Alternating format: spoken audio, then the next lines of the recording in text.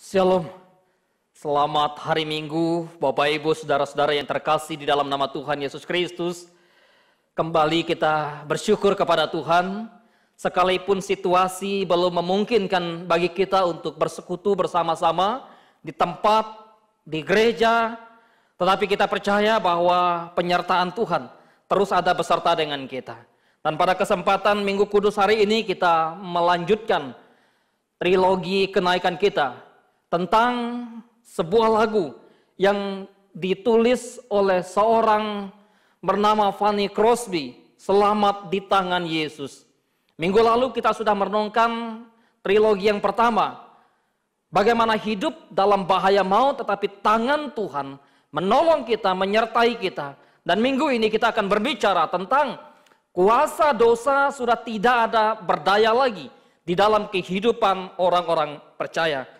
Oleh sebab itu mari saya membawa kita untuk merenungkan satu bagian dari firman Tuhan yang terambil dari kitab Rasul Paulus kepada jemaat yang ada di Roma, pasal yang ke-8 ayat yang ke-31 sampai ayat yang ke-39. Roma pasal 8 ayat 31 sampai ayat 39. Saya akan membacakan firman Tuhan ini untuk kita, Bapak Ibu Saudara-saudara yang dikasihi Tuhan, bisa memperhatikan di dalam Alkitabnya masing-masing. Demikianlah kebenaran firman Tuhan. Sebab itu, apakah yang akan kita katakan tentang semuanya itu? Jika Allah di pihak kita, siapakah yang akan melawan kita? Ia yang tidak menyayangkan anaknya sendiri, tetapi yang menyerahkannya bagi kita semua. Bagaimanakah mungkin ia tidak mengaruniakan segala sesuatu kepada kita bersama-sama dengan dia? Siapakah yang akan menggugat orang-orang pilihan Allah? Allah yang membenarkan mereka. Siapakah yang akan menghukum mereka? Kristus Yesus yang telah mati. Bahkan lebih lagi, yang telah bangkit, yang juga duduk di sebelah kanan Allah, yang malah menjadi pembela bagi kita.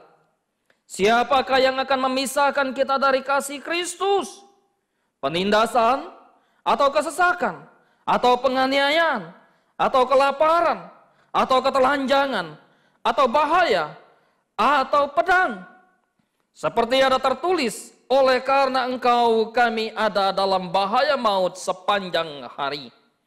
Kami telah dianggap sebagai domba-domba sembelihan. Tetapi dalam semuanya itu, kita lebih daripada orang-orang yang menang. Oleh Dia yang telah mengasihi kita.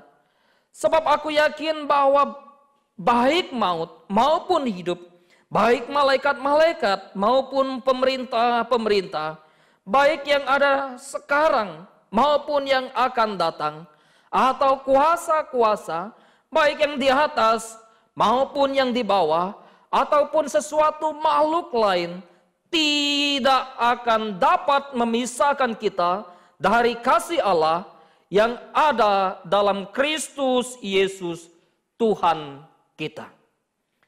Bapak Ibu Saudara-saudara yang terkasih di dalam nama Tuhan kita Yesus Kristus, jikalau kita memperhatikan tulisan Paulus secara khusus dalam konteks kepada jemaat yang ada di Roma, maka kita menemukan di dalam pasal-pasal sebelumnya tentang bagaimana Paulus berbicara hidup manusia adalah berdosa.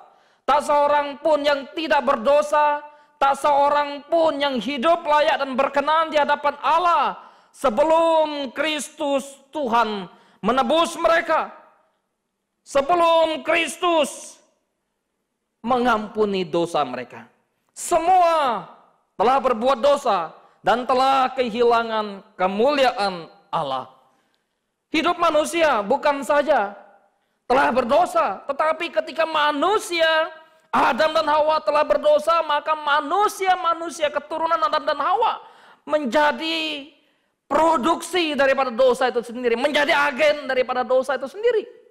Bukan saja dalam konteks keadaan mereka aktif melakukan kejahatan seperti perzinahan, seperti pembunuhan, tidak.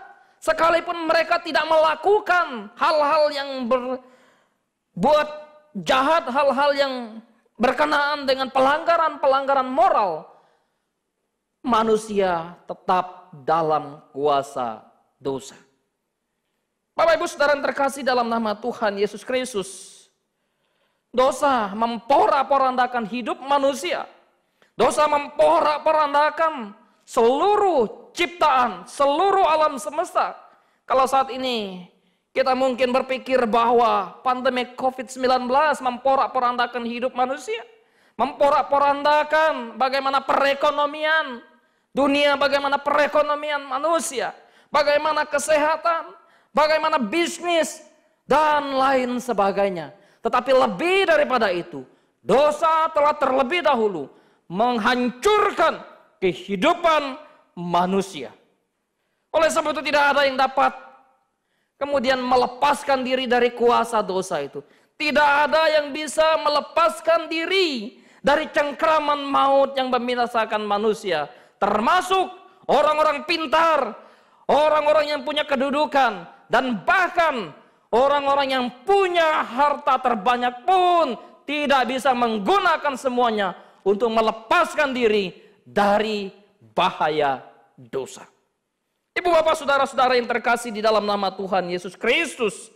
Oleh sebab itu ketika kita memperhatikan apa yang disampaikan oleh Paulus dalam suratnya yang sudah kita baca tadi, maka apa yang kita temukan di sana, bahwa dosa tidak lagi berkuasa atas kehidupan manusia.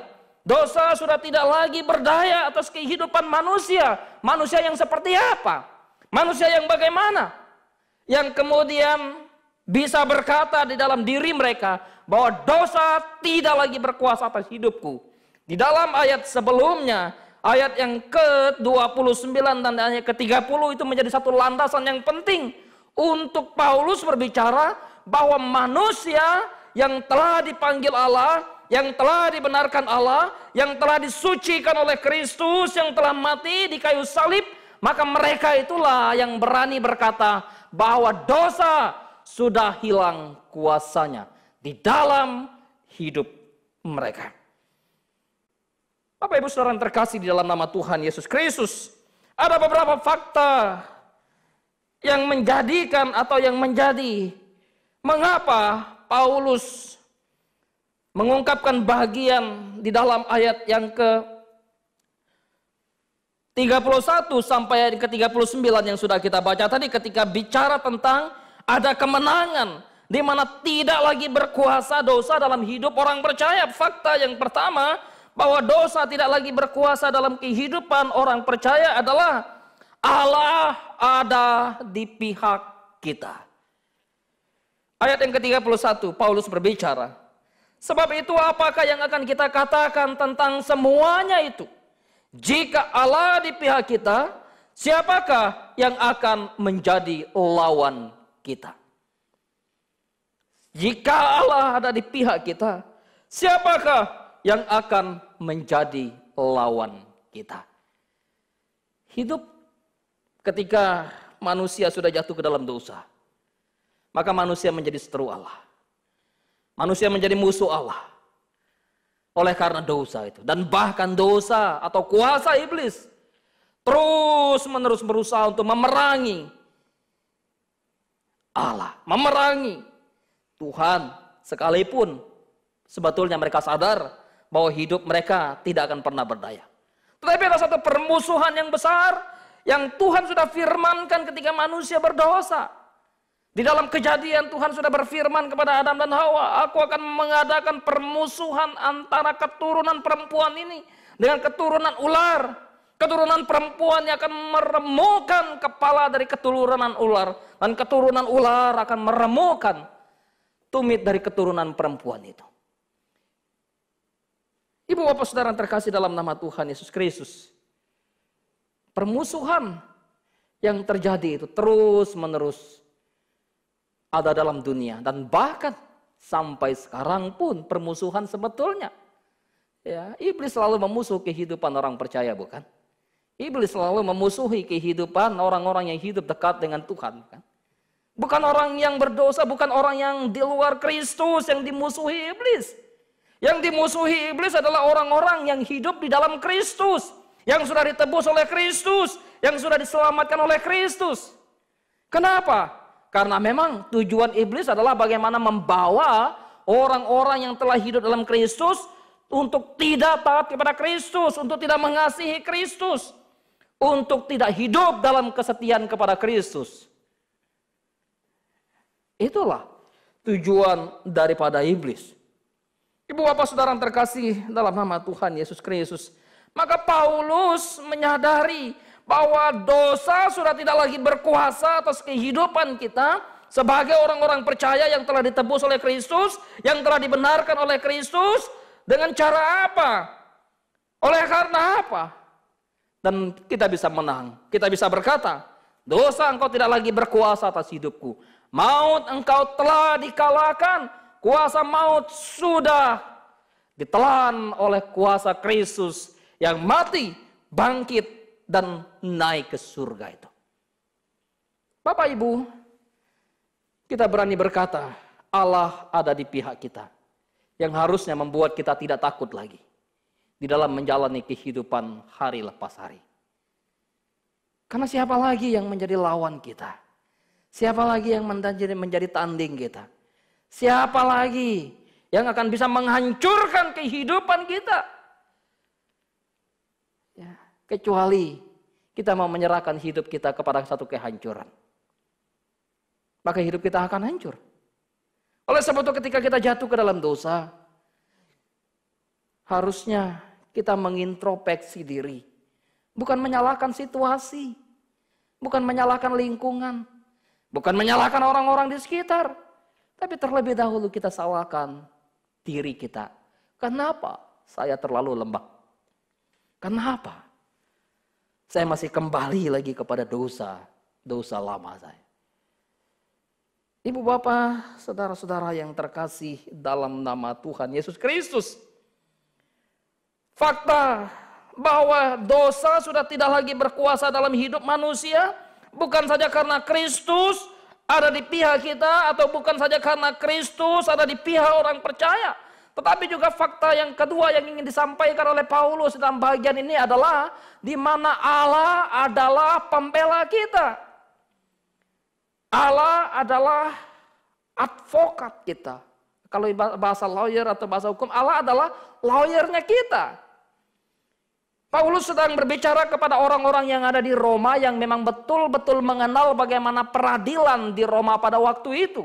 Orang-orang percaya sedang mengalami penindasan, penganiayaan, tekanan, dan kesulitan hidup mereka rasakan. Bukan saja kematian mereka hadapi. Hal-hal ekonomi, hal-hal kemudian makan minum pun mereka mengalami kesulitan karena kuasa Roma. Kuasa kepemerintahan Roma yang betul-betul menindas kehidupan orang percaya pada waktu itu. Tapi Paulus mau hiburkan mereka ketika mereka sadar di tengah-tengah realita yang mereka jalani. Paulus membawa mereka untuk hidup dalam pemahaman kerohanian, pemahaman tentang bagaimana Allah yang menjadi pembela bagi mereka. Dan Allah menjadi pembela bagi saudara dan saya. Tentu dalam konteks ini juga bicara tentang ketika manusia yang tadinya dalam kuasa dosa, tetapi ketika Kristus mati, bangkit dan menebus dosa manusia, menebus dosa orang-orang yang dikasihinya, orang-orang yang dicintainya. Maka ketika diperhadapkan dengan satu pengadilan yang tertinggi, pengadilan Allah, maka disitulah Kristus menjadi pembela kita. Kristus menjadi advokat bagi kita. Atau di dalam bahasa, di dalam tulisan Rasul Yohanes tentang Parakletos atau tentang Roh Kudus yang menjadi pembimbing, menjadi pembela kita. Maka di situ kita memahami bahwa tidak ada yang kemudian bisa menggugat orang pilihan Allah. Tidak ada yang kemudian bisa menyalahkan lagi orang pilihan Allah di hadapan Allah yang adalah hakim di atas segala hakim. Di hadapan Allah, pengadilan yang tertinggi itu. Karena Kristus yang adalah pembela bagi kita. Apakah kita tidak bersuka cita? Apakah kita tidak berbahagia ketika kita sadar hidup kita telah dibela oleh Kristus? Ketika kedua anak saya bertengkar satu dengan yang lain, seringkali salah satunya berusaha untuk datang kepada saya atau datang kepada maminya untuk mencari pembelaan, mencari dukungan. Harap-harap orang tua akan mendukung. Kalau orang tua membela, maka dia merasa menang. Kalau orang tua atau ayah atau ibunya tidak membela, dia merasa dia kalah. Pembela kita bukan manusia, sekedar manusia biasa. Pembela kita, Yesus Kristus Tuhan, Allah yang telah menjadi manusia, yang tersalib, yang telah mencurahkan darahnya, yang telah mengorbankan tubuhnya bagi saya dan saudara. Ketika seorang barangkali memiliki hutang yang banyak, lalu datanglah seorang yang kepadanya dia berhutang itu, lalu memberikan satu bukti lunas. Pak A, saya tahu bahwa Bapak berhutang banyak kepada saya. Dan kalaupun Bapak membayarnya, maka tidak akan pernah cukup uang yang Bapak miliki, harta yang Bapak punyai untuk membayar seluruh hutang Bapak. Dan bahkan termasuk ketika Bapak bekerja bertahun-tahun, Bapak tidak akan pernah bisa melunasinya. Tetapi saya tahu bahwa karena Bapak tidak mampu melunasinya, maka saya membuatkan satu surat pernyataan lunas. Itu bukan oleh karena Bapak, tapi oleh karena saya mengasihi Bapak. Kira-kira bagaimana seorang yang berhutang banyak itu? Apakah dia akan berkata, oh jangan, tidak usah. Pasti dia akan merasa bersuka cita. Dia akan merasa senang, dia akan merasa bergembira sekali. Karena mendapatkan kasih yang begitu luar biasa. Dari seorang yang kepadanya dia berhutang, yang tidak akan pernah mampu dia bayar.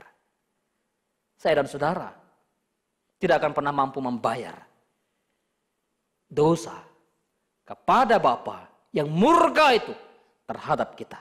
Tapi Kristus mengambil alih, mengganti kita, membayar murka kepada Bapa, menyerahkan hidupnya. Sehingga dosa kita lunas. Dibayar bukan dengan barang yang ada dalam dunia, bukan dengan perak, bukan dengan emas, bukan dengan permata yang termahal dalam dunia. Petrus berkata, tetapi dibayar dengan darah yang mahal. Darah Kristus Yesus Tuhan itu. Ibu bapak saudara-saudari yang terkasih di dalam nama Tuhan Yesus Kristus. Fakta yang ketiga yang mengatakan bahwa hidup kita sebagai manusia yang dahulu berdosa, yang dulu dikuasai oleh dosa, tetapi setelah ditebus oleh Kristus, yang mana dosa tidak lagi berdaya, bukan saja karena Allah di pihak kita, bukan saja karena Kristus adalah pembela kita, tetapi satu hal yang sangat penting, bahwa Kristus mengasihi kita. Allah mengasihi kita. Kita dikasihi oleh Allah. Sehingga dikatakan oleh Paulus, tidak ada yang bisa memisahkan kamu dari kasih Kristus.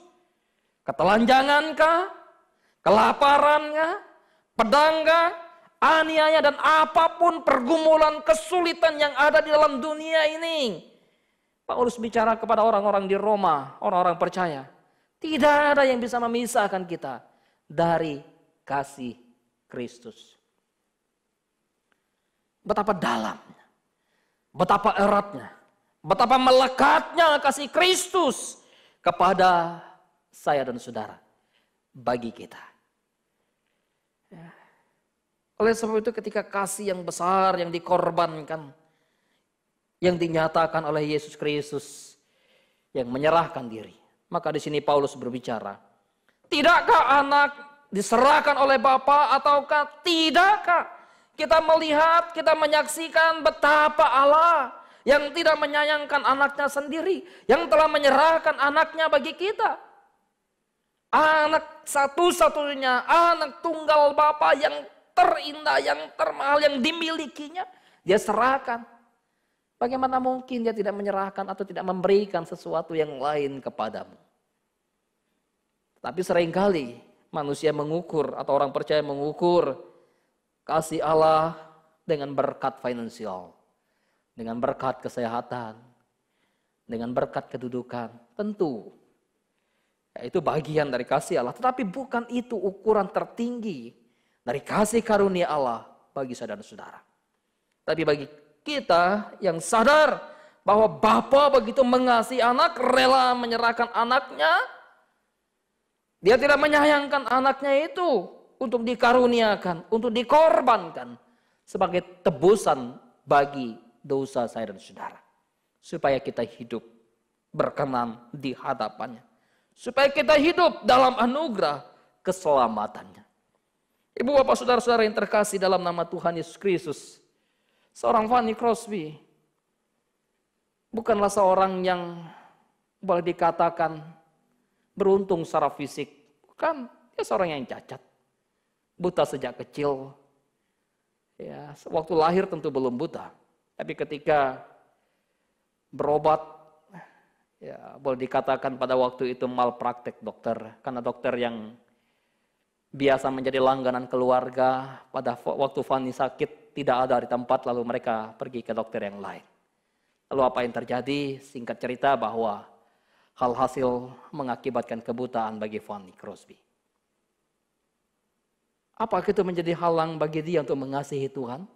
Apakah itu menjadi halang bagi dia untuk berkarya bagi Tuhan? Apakah itu menjadi penghalang bagi Allah juga untuk mengasihi dia? Tidak, bukan. Tidak.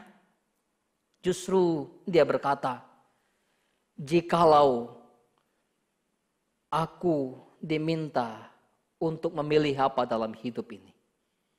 Mungkin orang lain akan berkata, orang akan memilih untuk menjadi orang yang melihat. Tapi Fanny berkata, oh tidak. Saya akan tetap berkata dan memilih untuk menjadi buta. Karena jikalau aku menjadi orang yang melihat, barangkali aku sudah tidak lagi melihat kemuliaan Allah yang aku lihat di dalam kebutaan itu. Barangkali aku sudah melihat kenikmatan dunia, melihat kemegahan dunia, melihat keindahan dunia, melihat segala sesuatu kenikmatan yang disajikan oleh dunia yang bisa menghancurkan kehidupan. Tapi aku akan tetap memilih menjadi seorang yang buta. Ketika aku menjadi seorang yang buta dan aku dipanggil oleh Allah, aku meninggal, maka yang pertama-tama yang aku lihat adalah Allah yang mengasihi aku. Kristus yang menyelamatkan aku.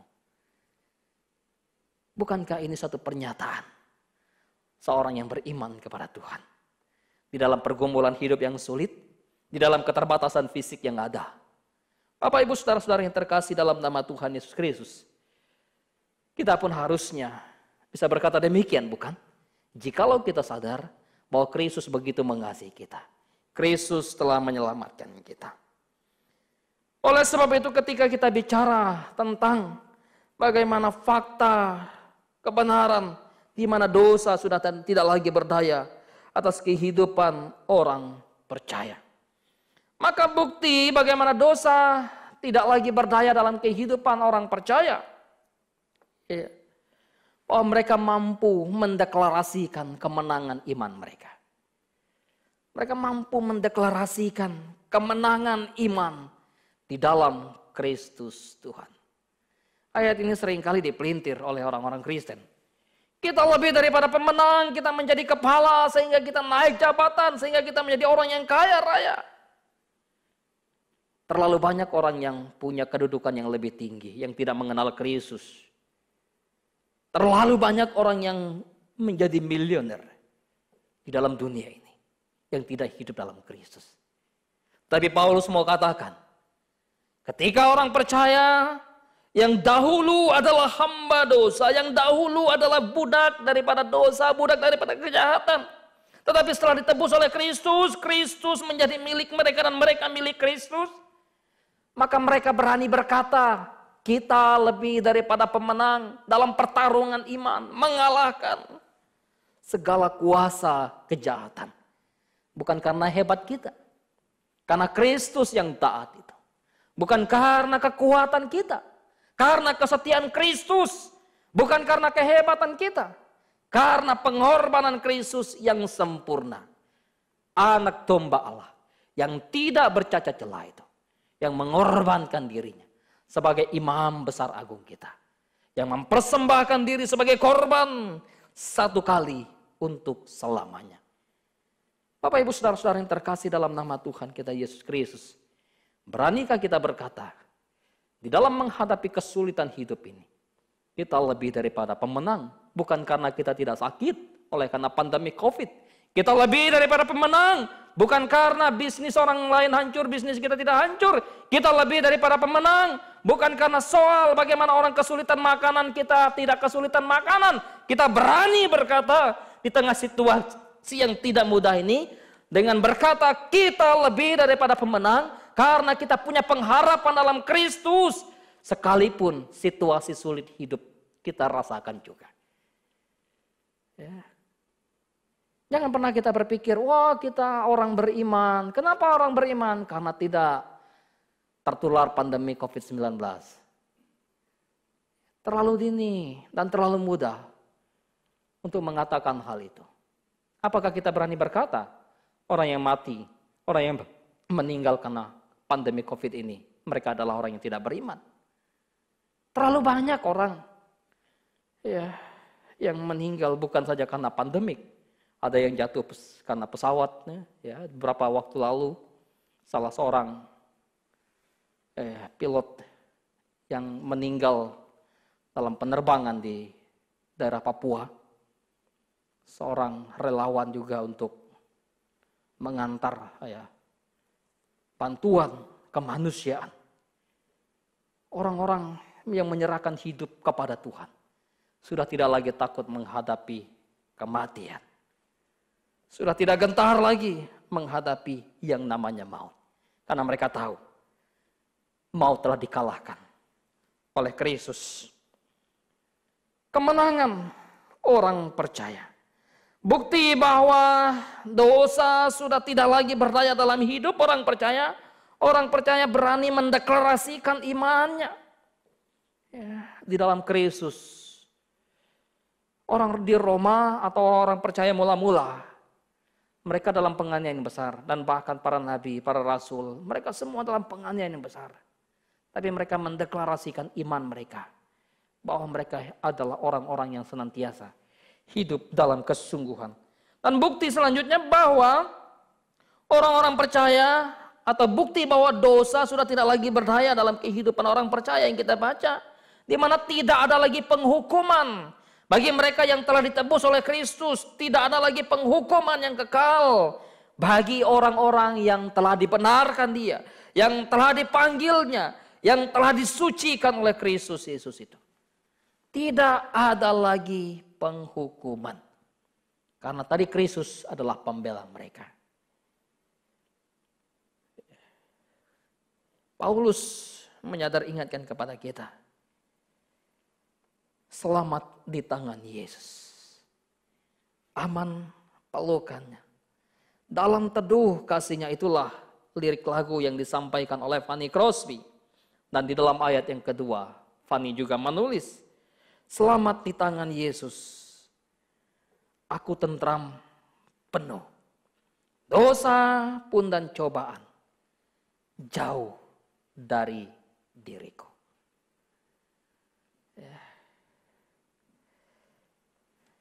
Alangkah indahnya jikalau kita menyadari bagaimana hidup dekat dengan Tuhan, hidup tentram bersama Tuhan, hidup dalam penyertaan Tuhan, hidup dalam perlindungan Tuhan. Maka fakta yang ketiga yang disampaikan oleh Fanny Crosby, ketika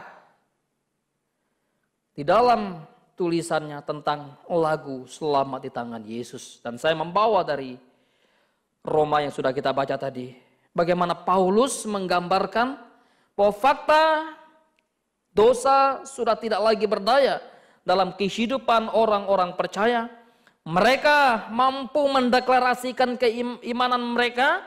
Mereka tidak lagi dihukum di dalam kekekalan, dihukum dalam kebinasaan, tetapi juga dikatakan. Maka hal yang ketiga, tidak ada lagi yang dapat memisahkan orang percaya dari kasih Kristus. Ini fakta bahwa dosa sudah tidak lagi berdaya. Ibarat singa yang ganas, ibarat singa yang lapar, yang siap mengaum, yang siap menerkam, maka dosa itu ibarat singa yang ompong, yang sudah tidak ada gigi lagi, yang sudah tidak ada taring lagi. Dia lapar, dia kepingin makan, dia kepingin ngunyah, dia kepingin menghabisi mangsanya, tapi dia sudah tidak berdaya. Demikianlah dosa harusnya dalam kehidupan orang percaya. Dia sudah tidak berdaya. Kenapa? Ada tangan Tuhan yang melindungi. Ada tangan Tuhan yang memprotek orang percaya, yang menjaga, yang memelihara kehidupan orang percaya. Itulah yang ditulis oleh Rasul Yohanes. Ketika dia berkata, barang siapa lahir dari Allah, dia tidak akan berbuat dosa lagi. Dan iblis tidak akan pernah bisa menghancurkan kehidupan orang yang sungguh-sungguh dijaga, dipelihara, dilindungi oleh Tuhan. Kita menemukan di dalam kisah Ayub. Bagaimana ketika iblis mau menghancurkan Ayub. Dan iblis tidak berkuasa atas jiwa Ayub. Tuhan yang memiliki. Tuhan yang menjaga. Tuhan yang memelihara. Untuk itu bagaimana supaya kita hidup terus berkenan di hadapan Tuhan. Dan berani berkata bahwa dosa, engkau tidak berdaya lagi atas hidupku. Dosa, engkau tidak berkuasa lagi atas hidupku. Maka apa yang perlu kita lakukan di dalam bagian ini? Tetaplah menjaga hubungan yang indah dengan Tuhan. Tetaplah menjaga satu relasi kasih dengan Tuhan. Tuhan telah terlebih dahulu membangun kasih-Nya kepada kita, mengasihi kita. Maka tanamkanlah terus kasih yang dalam itu kepada Tuhan. Kasih yang besar kepada Tuhan. Semakin besar kita terus menanamkan diri dalam kasih kepada Tuhan yang telah terlebih dahulu mengasihi kita. Harusnya semakin tidak ada lagi kesempatan kita untuk memikirkan dosa, untuk memikirkan karya-karya dari kejahatan, untuk memikirkan hal-hal yang tidak berkenan di hadapan Tuhan. Dan tentunya firman diberikan kepada kita untuk menjaga relasi kita dengan Tuhan. Paulus berkata dalam suratnya kepada jemaat di Efesus, kenakanlah seluruh perlengkapan senjata Allah, perisai iman, ketopong keselamatan, pedang roh, yaitu kebenaran firman Allah, untuk menjaga engkau, melindungi engkau dari serangan si jahat.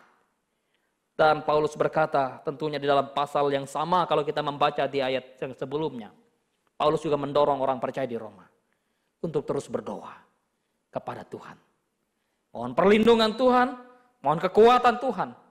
Roh Kudus menjaga, memelihara kita untuk tetap ada dalam naungan cinta kasih Tuhan. Ibu bapak saudara-saudara yang terkasih dalam nama Tuhan Yesus Kristus. Situasi saat ini boleh sulit. Situasi saat ini boleh mencekam hidup kita. Situasi saat ini boleh menakutkan mungkin bagi kita. Tetapi ketika kita sadar hidup kita ada dalam naungan tangan kuasa Tuhan. Hidup kita ada dalam naungan cinta kasih Tuhan. Hidup kita ada dalam pemeliharaan Tuhan. Maka marilah kita terus menaruh pengharapan kita di dalam Dia. Menaruh pengharapan kita dalam tangan Allah yang kekal itu. Bukan dalam tangan manusia yang sama-sama berdosa. Bukan dalam tangan manusia yang sama-sama perlu diselamatkan. Tapi dalam tangan Kristus yang kekal itu. Selamat di tangan Yesus. Bila Tuhan menolong kita. Tuhan memberkati kita. Dan Bapak Ibu Saudara yang terkasih dalam nama Tuhan Yesus Kristus. Trilogi kenaikan kita akan kita ikuti puncaknya di hari kenaikan. Hari Kamis. Ya, biarlah Tuhan juga terus menyertai kita. Untuk hidup dalam cinta kasih Tuhan. Menikmati keselamatan yang Tuhan anugerahkan. Mengerjakan keselamatan yang Tuhan telah anugerahkan. Dengan melakukan segala sesuatu yang benar di hadapan Tuhan. mengasihi Tuhan lebih dalam. Dan tentu juga mengasihi sesama kita. Tuhan menolong kita, Tuhan memberkati kita. Kita tundukkan kepala, kita berdoa kepada Tuhan.